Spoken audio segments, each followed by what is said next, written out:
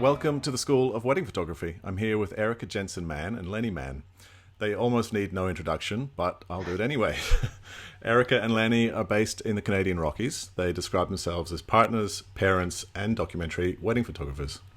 They've won too many awards to mention, but some highlights include the top 2 wedding photographers in the world from Fearless every year since 2014, Fearless Photographer of the Year, the International Wedding Photographer of the Year competition last year, I think. Is that right? Yes. Yeah. Best of the Best Junebug Weddings, 2013 to 16. And more recently, they have been judges for the Junebug's Best of the Best competition. Welcome. Thank you for joining us. Thanks for having us. Thank you. I'm totally uncomfortable with that introduction. Why? But it's all good. Why? I don't know. I don't really love contests. I don't hate them, but I don't love them. I'm just uncomfortable with the status of them because I feel like it's like kind of propaganda. Yeah, I think if we're going to choose to define ourselves, our awards would be pretty far down the list of ways we would describe ourselves. Yeah. It's funny. The first question I was going to ask you was, how do you define being a successful wedding photographer, despite all of those awards? Yes. Ooh. Well, I think that being a successful photographer, I think being successful in life, for us means getting to live the life that we want to live, and particularly right now with our kids. Yeah. So, having been able to travel around the world with them for the past 2 or 3 years, while working, photographing and teaching. But I wouldn't say that's a measure of success either, because I want our success to be hinged on whether we're traveling the world with our kids. No, right? but that's. I think it's we more were just able mindset. to do something that we wanted to do. Like, we wanted to travel with our kids. Yeah, but if we didn't want to do that, no, but that's everybody wants to travel with their kids. It's not true. Well, lots of people do and don't, and it doesn't mean they're not successful. No, but I think but if they're able to do what they want to do, they're successful. This is what I'm saying. So if their dream is to do X and they're able to do X with their life, then there's some success in their life. Yeah. Okay. So you're going to get the real Lanny and Erika, which is us disagreeing and bickering sometimes. Okay. How would you define success? Well, I wouldn't. I think success is a mindset, really, more than anything else, because there's many cases where, like, we have been incredibly fortunate, and we've definitely worked hard to get where we got, but there's a lot of luck and circumstances that has got us there. And if we don't get what we want, I still think we can be successful. And that's just based on our mindset of appreciating and having gratitude for what we do have. So being happy. Yeah, and appreciate with our situation. Yeah, but not necessarily doing what thing. We want all the time. Those weren't my words, but yeah. No, I can understand both of those. So in terms of what do you want? Is it time with the kids? Is it? I mean, for Lanny, it's travel, obviously. Well, no, that's one of the things. One of the things, yeah, drives us, and that we've always been interested in. Mm-hmm. But mainly, it's time. It's time with the kids. Yeah, time as a family. Whether we're at home or abroad, it's kind of defeats the purpose if we're not, if we're worked to the bone and we don't get to see each other, we don't get to see the kids, we don't get to hang out with them, right? So we'd rather be at home hanging out with the kids, doing stuff, than abroad and stressed out and overworked and we've had some of both of those things. Yeah. Yeah. And I'd say on like a deeper level, what we want, well, I'll speak for myself. What I want is fulfillment, and that comes in so many forms, right? Not necessarily like in work, in parenting, in relationship, in lifestyle. And again, it sort of boils down to mindset, right? Like appreciating what we have, constantly striving for learning opportunities and growth opportunities and areas that we can work on. And for me, those are the sort of things that give me fulfillment. So that's what I want, fulfillment. And And again, it's not necessarily a single thing. It's just more of a mindset. So. Yeah. Yeah. So, I mean, going off what you've just said to me then, do you feel like you're successful? Are you getting these things that you want? Yeah. Yeah. Yeah, for sure. Like, I feel like we're definitely successful. Are there days where we feel completely dejected? Yes. Are there days that we want to quit? Yes. But we kind of feel like success, is born out of those struggles as well, and born out of learning from those struggles and growing from them. Mm-hmm. Yeah. Mm-hmm. I mean, so following on from that, what have been the key things in your business that have, or your approach to business that have led to you being successful? I would say the biggest thing is constantly striving to be better. And it's really simple, boils down to that. And I mean better on several different levels, like better photographer, better technically, better using our flashes, but also a better observer, better at being curious, better at looking at the world differently, better as a team, better at allowing ourselves to make mistakes, just constantly sort of pursuing betterment and realizing that it's an ongoing journey that's never gonna, like, we're not going to get there.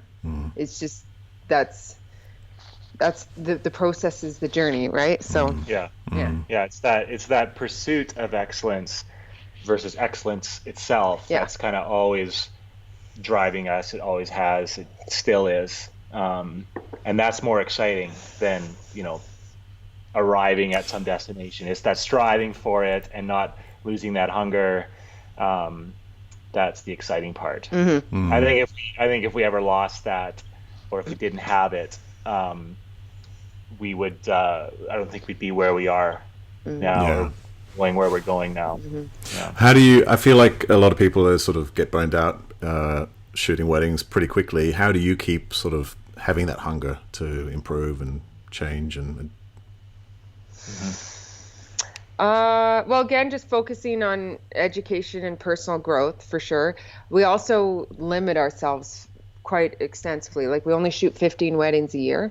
Okay. 15. Sometimes people think we say 50. Yeah, 15. Yeah. Some people shoot 50. Yeah. Blows our mind to it. 15. Yeah, we shoot 15 weddings a year, and we have several times reached the state of burnout. I think that's just it's not if you're going to burn out, it's when you're going to burn out. I mean, that's just the life of an artist. You're going to burn out. Well, and if that burnout is complete and utter, absolute no recovery from, or right, the flame go out entirely. Fallow period. But it's almost like we expected. It's like, oh, here comes the burnout, but we always know we're going to get through it. We're going to come out the other side with some insights that we never had before. But I would say, regardless of if we were shooting 10 weddings or 20 weddings a year, we've kind of grown or matured over the years to focus on different things at weddings than we used to. Like in our early years, the first few years, we were really focused on the photography side of it. So, and that was exciting at the time, and so we had an interest in photography. Yeah, and so new photographic techniques that we were learning and discovering and figuring out, and seeing really cool things on our camera, got us excited, and so that that took us like here. Well, yeah, and that's sort of like that quest for epic, right? Like in create something in the camera that is like eye candy and epic, and that only excites us for so long, and others for so long, I think, before it starts to well, it gets old. It gets old, right? Yeah. It gets old, and it gets old as a motivator. And once we started learning to focus more on the connection with the people at the weddings and finding an interest in each and what we were shooting. Each individual, right, in each wedding, and what makes it different from every other wedding we've ever shot, and interest in the couple and their family and the people, and what's different from every other couple. That, that way, regardless if we're still using our cameras in similar ways, and we're using our photographic tools to tell the stories. Every wedding is invariably different from every other wedding we've ever shot. And not on the surface, right? Like they've got the summer's, well, many of them have the same scripted timeline, right? Like the cake cutting and the first dance and the deeper stuff and the first kiss and the walk down the aisle, right? But it's looking sort of below the pageantry and finding interest in the relationships and the touches and the glances and the subtle the stuff, personalities, right? And those are inevitably different every single wedding. Yeah, so. And that subtle stuff kind of goes unnoticed, and as a result, unphotographed, if we're focused on, the photographic techniques and trying to find the most dramatic and possibly do. Yeah. And so is this just you observing on the day, or are you sort of working with getting to know the couple beforehand to sort of understand them and their relationship? On the day. It's on the day. It's all on the day. Okay. I mean, we're just in life, we try to stay curious and, paying attention to little things in our life and in the world, and trying to see the world in new ways. But when it comes to the weddings, we usually only have like one or two Skypes with our couples before the wedding itself. Yeah. But then when we're there on the day, it's a big focus of ours is to just try to really stay curious and observant and interested in the uniqueness of the wedding. And that's not easy, right? No. That's not easy at all, because weddings can be really boring, especially North American weddings. They can be, right? They can be really boring. So, and if we're focused so much on the results, like what we're getting in the back of our cameras, it can be really demoralizing because you're trying to stay focused and you're trying to stay curious and you're getting crap. But I read an interview once, a couple months ago, in a magazine, and I just felt the parallel between what this writer was saying in the interview and what we experienced as photographers was so true, because the writer who was being interviewed said the hardest chapters of the books to write are the boring ones, but they're also the most important ones. And I feel with wedding photography, it's the same way. Like the boring parts of the day, the quote unquote boring parts of the day are the hardest to photograph. But it's also the part of the day where you have to stay most focused and most curious, even though you're not necessarily getting a lot of positive reinforcement for staying focused and curious. But that's the important stuff as well. Yeah. So in terms of if you're struggling on these parts of the day that are not as interesting or not giving you the results that you want, do you feel like your sort of your failure rate goes up when you're shooting those parts of the day? I don't know if I'd call it failure, because it's not like we're trying to capture something and we're failing at it. It's more like when it's more that we just can't be lazy.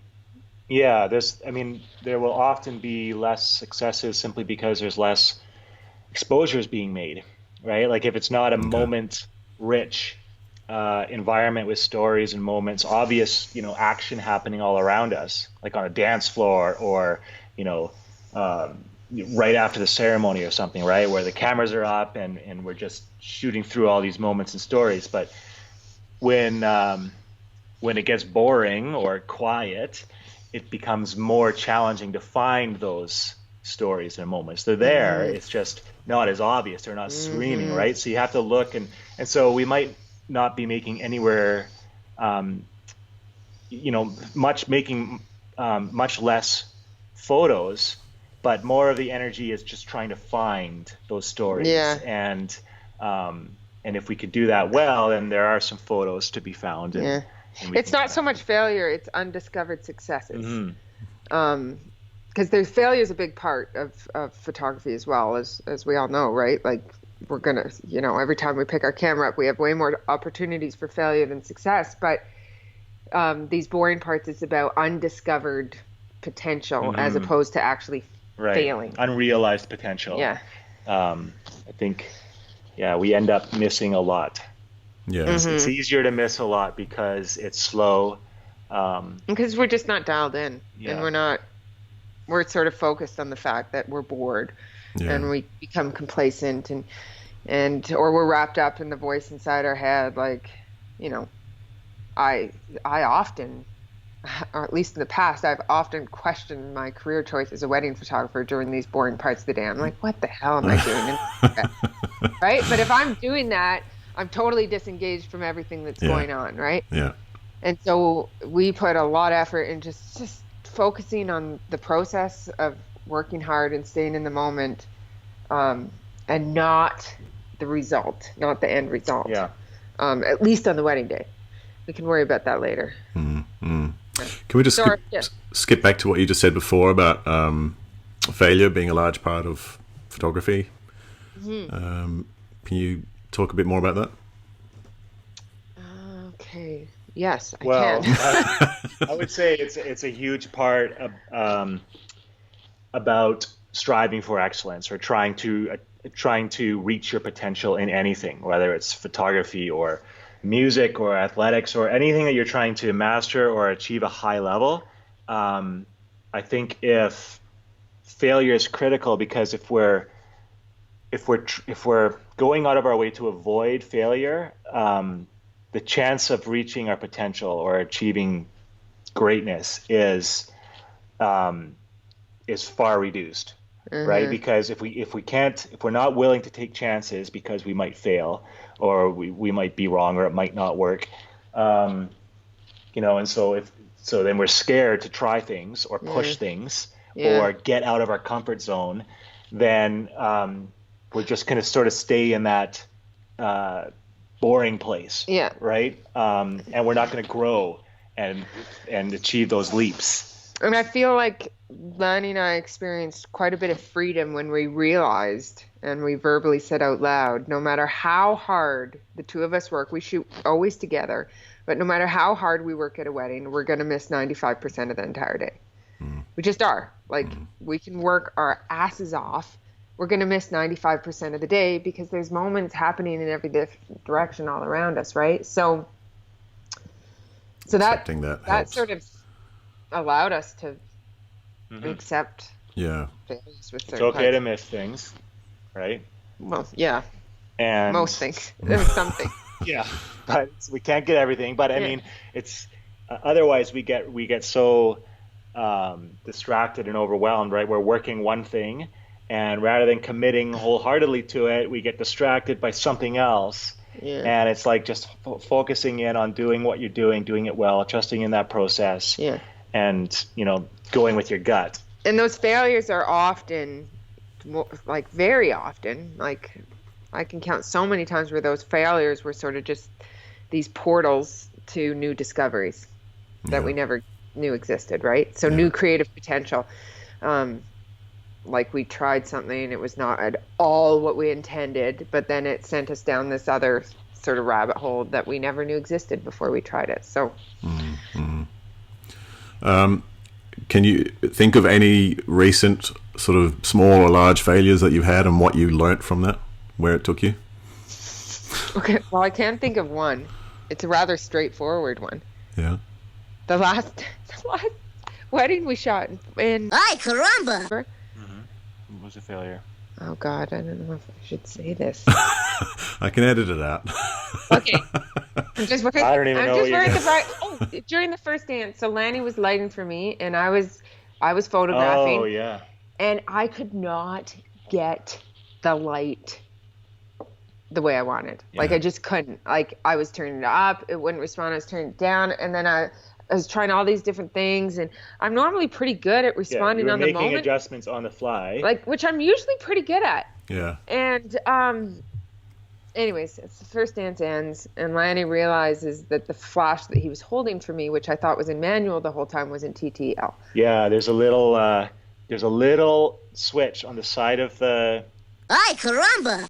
Which were pretty new. Like we've only been using them for a few weddings now, and so if you're holding it, you can easily just inadvertently flick that switch. It's not even. It's just like a little slider, and so it had slid down into TTL. Mind you, there was no creative discoveries from that failure. No, it was just like a. So whatever Erika did to try to like fix the light, the flash was compensating in the wrong direction. Shit. Post-processing magic on those first dance stuff. And what? But yeah, maybe we should. If I hadn't said it was. Ay caramba! Maybe I'll have a look and see what I can do. And what did you?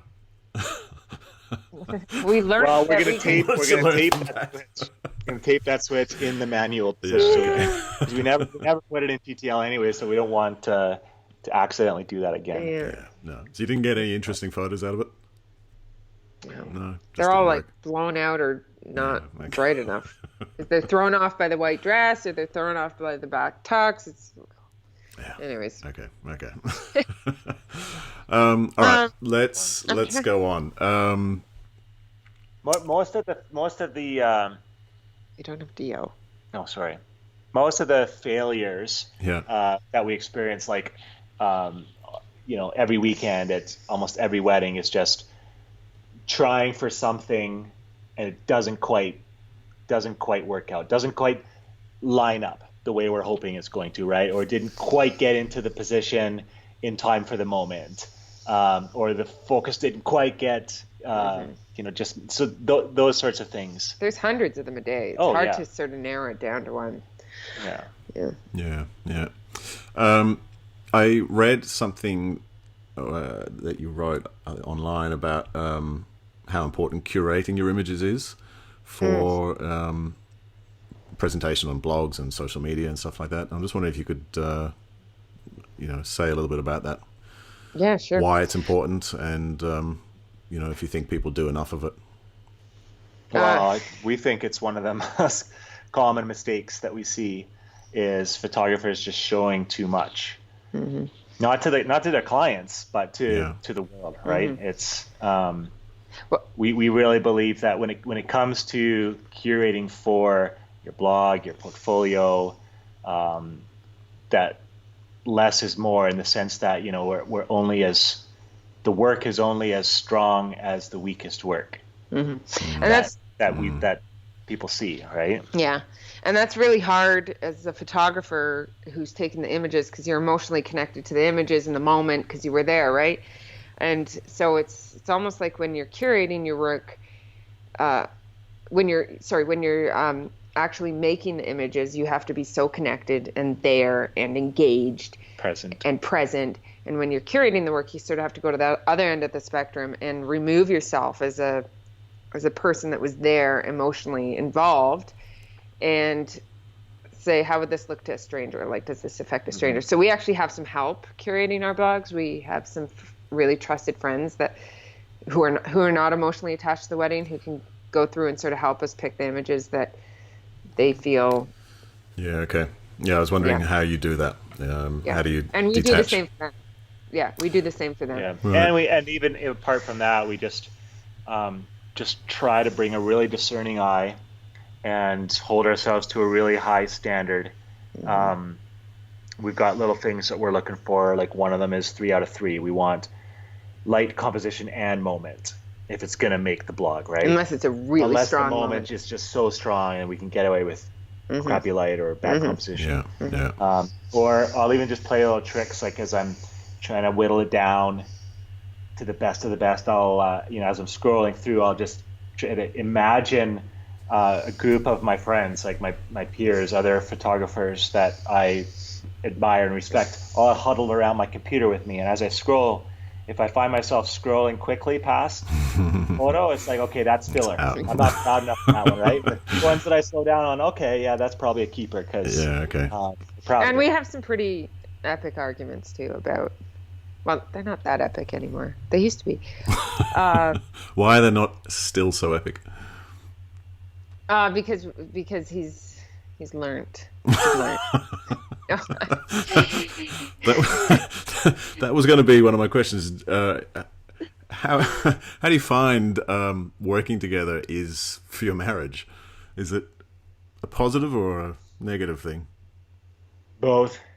Yeah. What's that look for? Both. Wouldn't you say the same? Or only negative? I mean, there's definitely some challenges. Like what? Well, the challenges are that we do. I mean, even though we have our roles and we've learned to like have well defined, like Erika's in charge of these sorts of tasks with the business, and I'm in charge of these. But we still shoot together always. We teach together always. We speak together often, and so the photography and the business are both of ours. Like there's no like it's hers and I'm helping, or like one of us is the assistant or the second shooter. It's like we're both in it. It's both of our babies. This is our thing. And so a lot of decisions, whether it's at the wedding while photographing or business related, it's not up to one of us. It's both of us. So we're but we don't both make decisions about. No, but things. But we both got our hands in. I honestly, I think our relationship is probably stronger because of it in the long run. I feel like if we didn't have a business to fight about, we'd fight about something else. Yeah. It's just the way we are.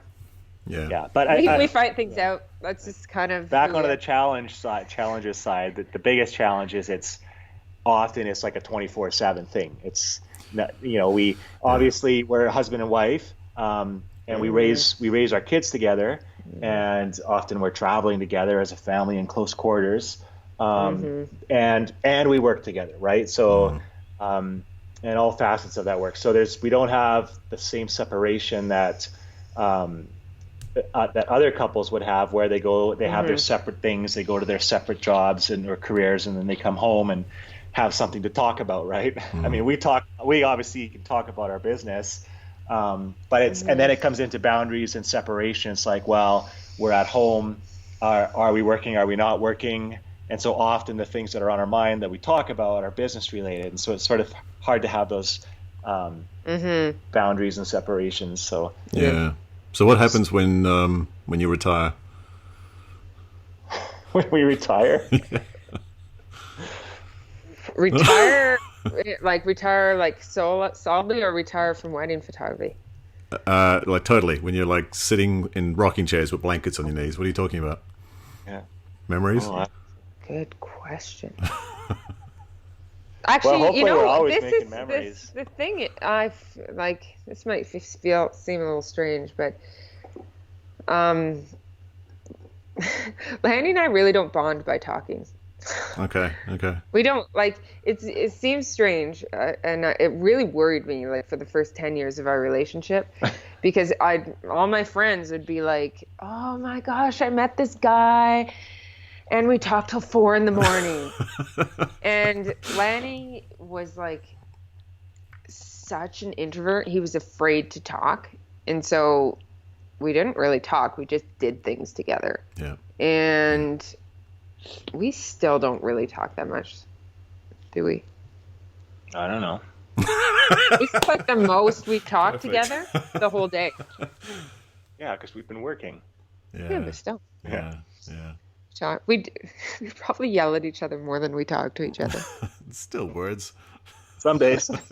Still words. Some days. It's not, no, seriously, it's like, well, we, I don't know. We don't really talk that much. Yeah, we don't really think about we communicate in other ways. We don't really think about retirement. We think about like moving into something else, like a different career maybe at some point, or like this is a stepping stone to some other, who knows. I mean, this is kind of career number 5 for us, so for each of us. Yeah. Really? So like, we don't really necessarily envision like, oh, we're going to do this until we're 65, and then we're going to stop doing anything. It's more like our life is just to keep evolving, and who knows what our career is going to look like in 10 years, if it's in this industry or some something else. Who knows? Yeah. I don't know. But and then in terms of the, what's awesome about doing what we do together is just because we have this thing that is ours that we share, right? Like when we go to photograph a wedding, it's not like I have this career that I can't find a way to explain to my spouse, right? Mm-hmm. Or vice versa. It's just like we get it, we know it, it's our thing, we do it together, and so that's pretty cool. Mm-hmm. Yeah, and then the work itself, like wedding days can be very taxing on us. A long wedding, especially at the end. I'd say the editing's more taxing on us than the wedding day. The editing can be taxing, but back to the wedding day, there's also kind of a synergy about what we do, and we kind of know what each other's thinking, and we're on the same wavelength, and we kind of see things in similar ways. And we can just trust each other. Yeah, things go without saying. That's pretty cool as well. I think you've spoken about this elsewhere, so I won't ask you to speak for long about it, but how do you balance things on the day? Do you have assigned roles, or is it just free-for-all? Pretty much the only assigned role would be in the morning when we split up, right? So one of us goes ready. With... Yeah. So one of us would go with... depending on the wedding, one bride, another one would go with the other bride, or one groom, another groom, or a bride and a groom, right? Yeah. So that's the only time. And it's really nice to have that time in the morning by ourselves. You sort of get in your own little groove, and that's when we get to be our own solo independent photographers. Like it's really our thing. There's nobody else there to heckle us or question us, or it's just like, okay, this is my show right now. I'm gonna photograph this story my way. I'm gonna work my lights, and so that's kind of cool. We kind of get into our own flow for that, and we've kind of become like specialists in it. If it's guys and girls, Erika will typically go with the girls, and I'll typically go with the guys, and so we've kind of like fine-tuned our approach to those two, often very different scenarios. Yeah. And then after that, it's basically we come together from whether it's a first look or the ceremony onwards for the rest of the day. We just work together basically. Yeah. 50, well, I guess there is a few sort of roles that we fell into. Like Lanny's bigger and hairier than me, so I tend to stick closer during the ceremony and get more close-in shots, and he tends to take the perimeter more. Right. And then family formals, you're better at Lanny tends to do the shooting, and I'll do the positioning. Portraits, it's 50-50. Yeah. Sometimes one of us will be feeling it more, so it might be 70-30. It really doesn't, with no rhyme or reason who it is. And for portraits, we'll often kind of leapfrog each other's ideas. So Erika will be working something, unless she needs me to help with the lights, then I'll be trying to scout out the next idea. And so when she's done, I've got something lined up, and then vice versa. And then dance floor wise, we typically work together as a shooter and a lighter, and so we just take turns lighting for each other. One of us photographing, one of us lighting. Okay. I'm interested in sort of how you approach a wedding, and I read, or actually in an interview you did with Shotkit, you said, Lanny, you said just briefly, we're being paid to capture emotion, and I'm wondering, is that sort of how you approach a whole wedding? Sort of, it's about capturing emotion. That's a big part of it. But the stories aren't always all about emotion, right? Sometimes the stories are, much more subtle, or it's, But at the heart of it, it's probably still emotion. Yeah. Or emotion's a strong word. Sometimes it's almost a little more subtle. I mean, we want our viewers to have an emotional response. I mean, basically every image we make, that's essentially the goal. Some sort of visual and hopefully emotional response, impact. But it does definitely impact the way we shoot. Like, for example, we tend to shoot quite close with wider lenses, like the 35 or wider, because we feel when we are on those parts of the days when it is about emotion is best captured up close in the moment as opposed to far away out of the moment. Yeah. So yeah, it impacts our. Yeah, it's a difference between approach. seeing emotion and feeling or experiencing emotion. Yeah, in the photo. Yeah. In the photograph. Mm-hmm. Yeah. Yeah. Okay. So, yeah, I think that's a huge part of what we're paid to do. Mm-hmm. Okay. Now, I know you run some workshops in Canada, and generally speaking, I'm curious what sort of questions younger photographers ask you. What are the recurring questions? Like at the workshops? Yeah. Or in general? Well, both. Okay, so probably the most common question we get is, what lens did you use? Not at workshops. What are your settings? Not at workshops. But not at workshops. But we get that on Instagram at least once a day. Okay. I would say.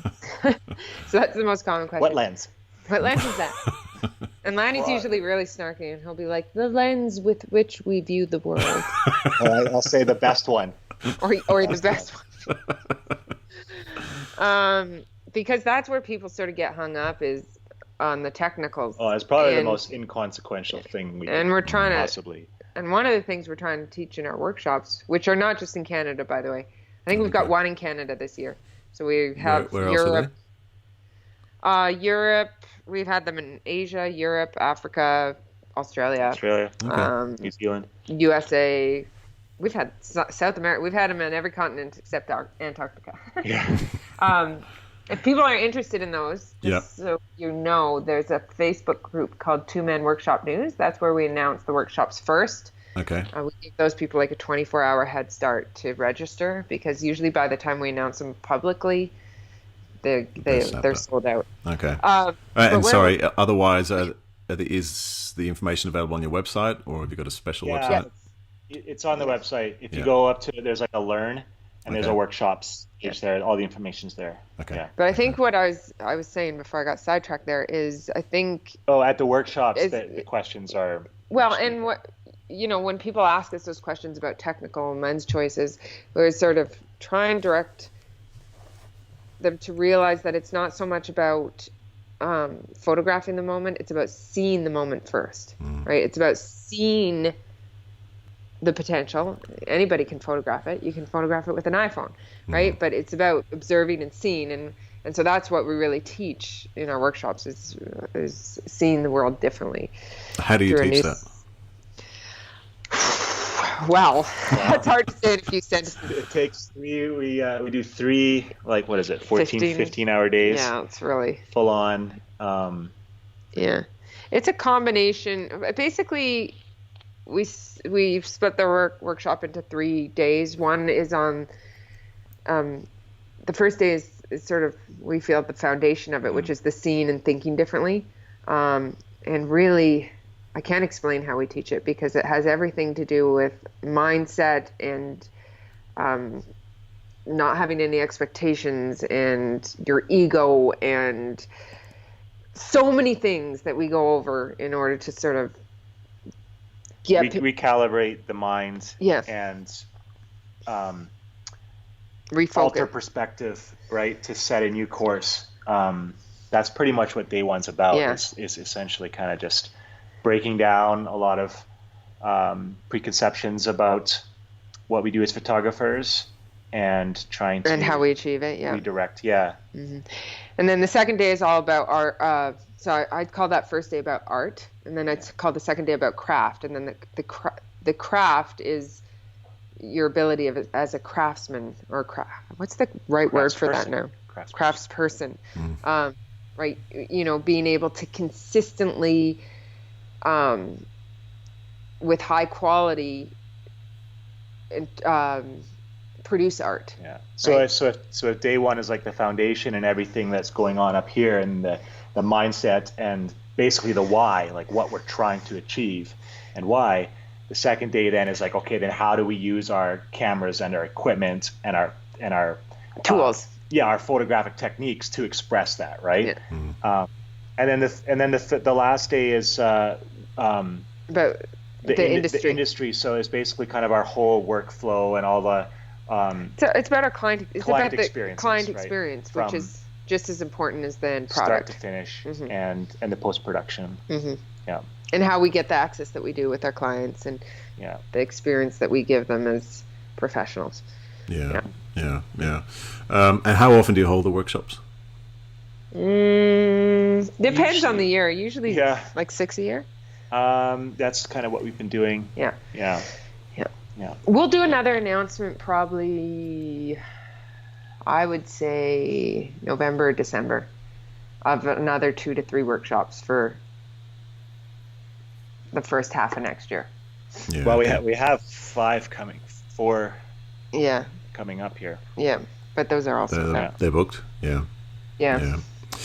So outside of actually seeing an image before taking it, and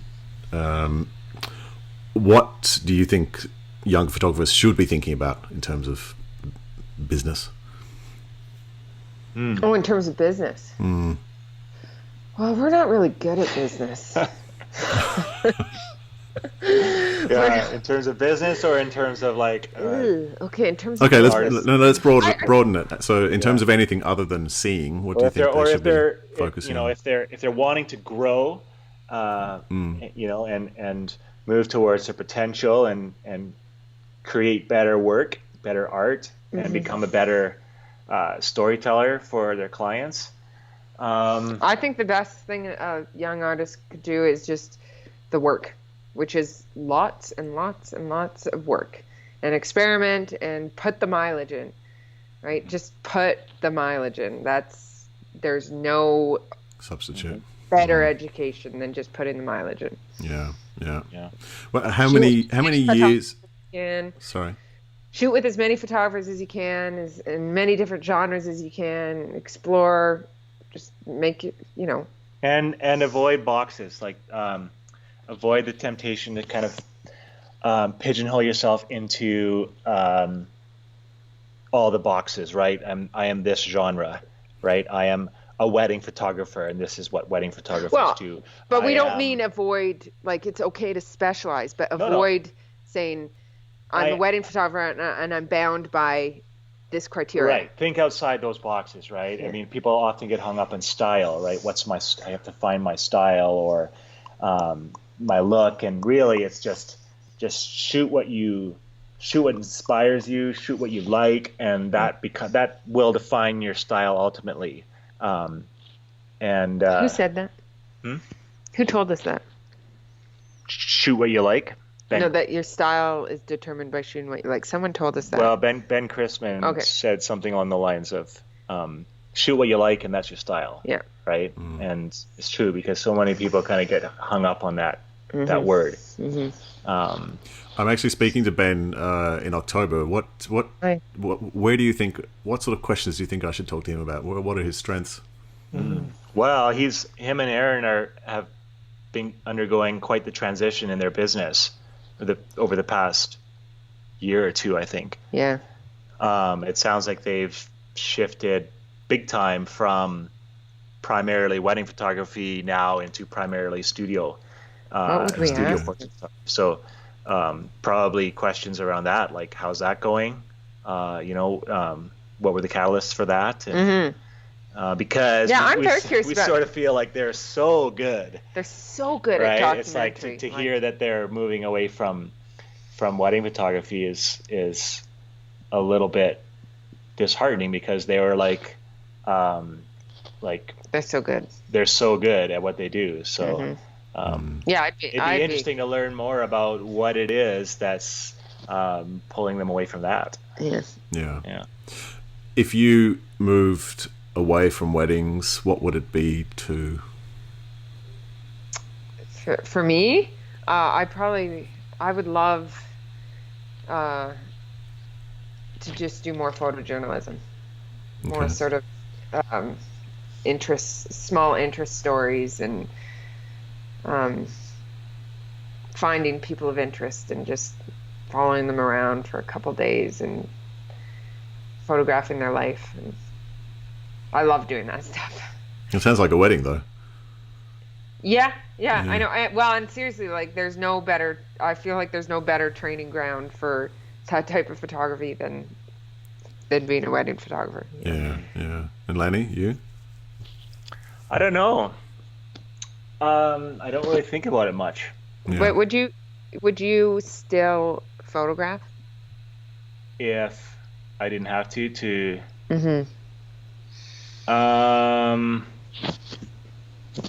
I think, well, I mean, if I flat out didn't have to, maybe not. But if I had to do something, I think I would, as much, if anything, so that I could continue to teach. Oh yeah, you because love teaching. honestly, I find the teaching the most fulfilling thing for me. Helping others grow and learn and Reach the potential. light a fire up under their ass, and I just really enjoy that. And so I also really enjoy photographing weddings, but I realize that in order to teach and inspire, I have to make the work, right? It's like they go hand in hand, and I wouldn't feel comfortable teaching if I didn't know what I was talking about, right? If I didn't have your finger on the pulse. Right, exactly. So got to be a practitioner to teach it. Yeah, exactly. For no other reason, I'd like to continue producing the work and photographing weddings because I really enjoy teaching. But and it's not. I would say your enjoyment of teaching is not just limited to photography. No, like you've always enjoyed. I've always, like maybe you'd become a professor or something. I don't know. What is it about teaching that you like?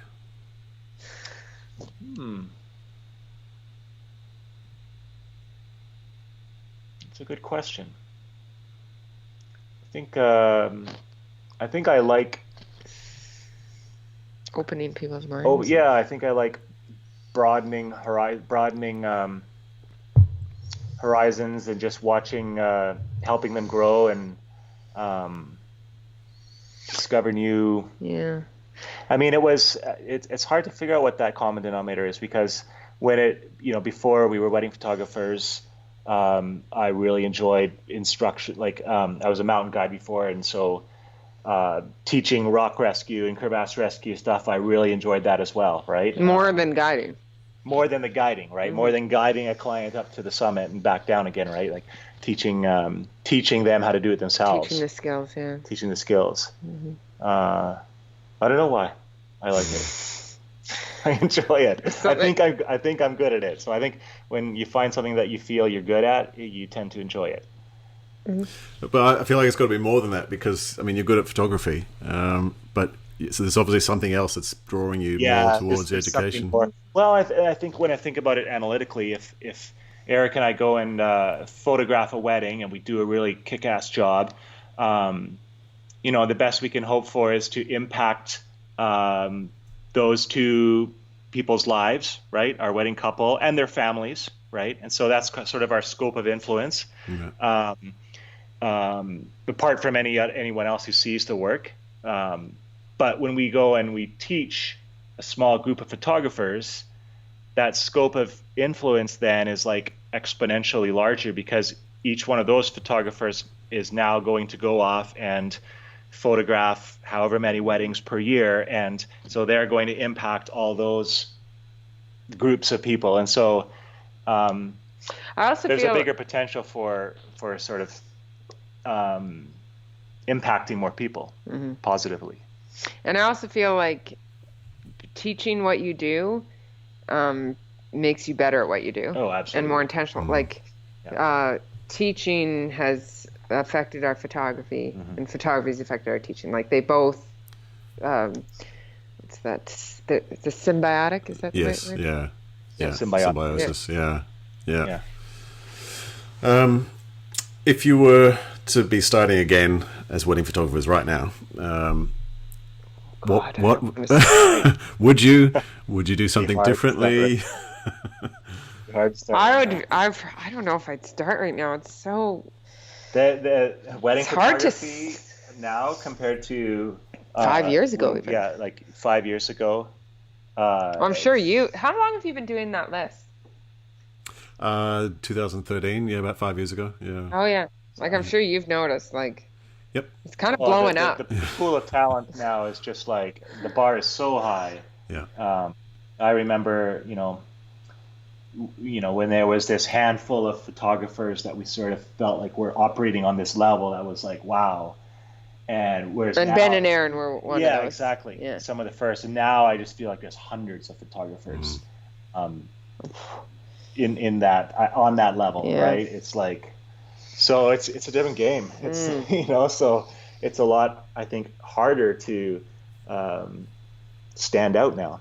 But what would we do different if we were to start now and it was the same industry as it was? Or if let's say you just move to a different country and rebrand and no one knows you.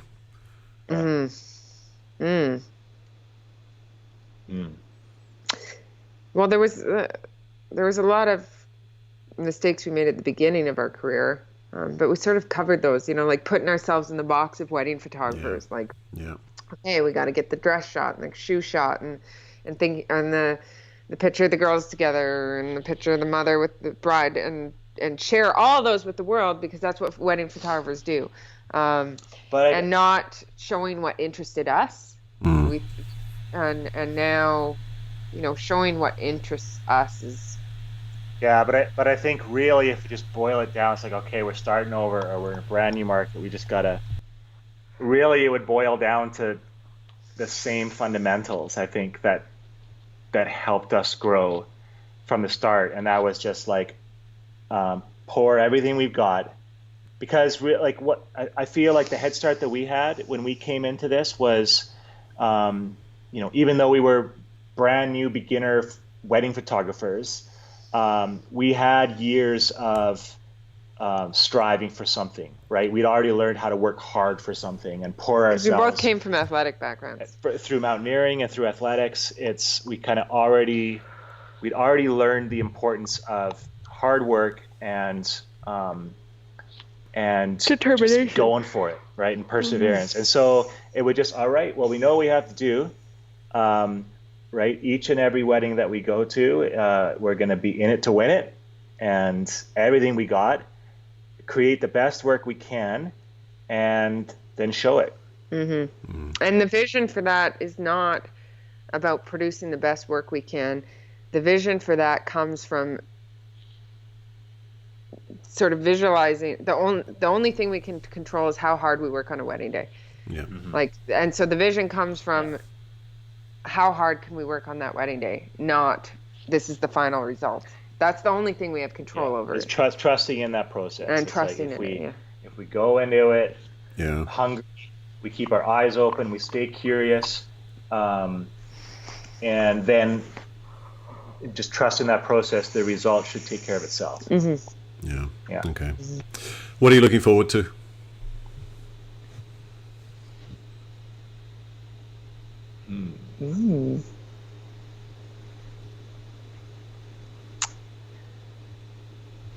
Oof, that is a good one. Well, tomorrow we're heading to a wedding, to photograph a wedding. I mean, it's short term. It's supposed to snow. I'm not looking forward to that. We're heading into the backcountry to shoot a mountain wedding, this backcountry lodge, where Erika and I got married. Oh, right. Nice. And it happens to be on our anniversary, so that's kind of cool. Right. 12 year anniversary. Congratulations. But more long term. I don't know. What am I looking forward to? Just continuing this path wherever it goes. Looking forward to the unknown. Well, that's what makes it an adventure, right? Yeah. Looking forward to going to the market tomorrow and getting some fresh fruits and veggies and making a big ass salad for lunch. We're looking forward to our friends Abby and Dave are coming out tomorrow morning, and we're just gonna hang out here and edit on the table. Edit together.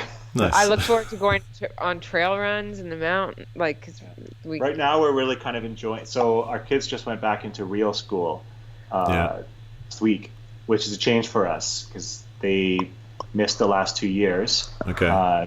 Doing the homeschool, world school thing. Okay. Yeah. Kind of enjoying this, routine, Yeah. being home, having 6 hours a day to ourselves to actually get some work done.